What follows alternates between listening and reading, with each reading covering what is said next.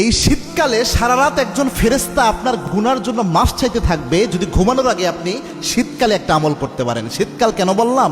শীতকাল হচ্ছে ইমানদারের জন্য বসন্তকাল। আল্লাহর হাবিব সাল্লাল্লাহু আলাইহি ওয়াসাল্লাম অন্য সব ঋতুতে যে পরিমাণে ইবাদত করতেন এই শীতকালে সবচেয়ে বেশি ইবাদত করতেন, এবং শীতকালে দিনটা হয় ছোট, রাতটা হয়ে যায় বড়, যার কারণে রাসূল সাল্লাল্লাহু আলাইহি ওয়াসাল্লাম দিনের বেলায় নফল রোজা রাখতেন আর রাতের বেলায় কিছু আমল করতেন। তবে ঘুমানোর আগে যদি আপনি আমলটা করতে পারেন এই বরকত আল্লাহ আপনাকে দান করবেন। সুবহানাল্লাহ।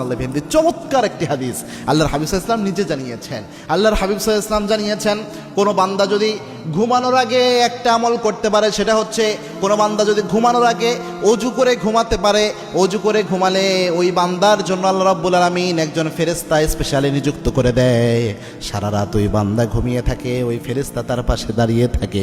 বান্দা যখন একটু পাশ পরিবর্তন করে এদিক সেদিক ঘুরে, সাথে সাথে ফেরেশতা দোয়া করে আল্লাহুম্মা গফিরলি আবদিক, আল্লাহ আপনার এই বান্দাকে আপনি মাফ করে দেন, কেননা এই বান্দা আজকে অজু করে পবিত্র অবস্থায় ঘুমাতে গিয়েছে।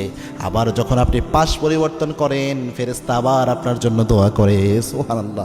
এমনি গরমের দিনে অজু করে ঘুমাতে যাওয়া এটা তো খুব সহজ কাজ প্রিয় ভাইরা। মনে রাখবেন আল্লাহর হাবিব ওই জিনিসে বেশি বরকত দান করে যেই জিনিসে আপনার কষ্ট আরও বেশি হয়।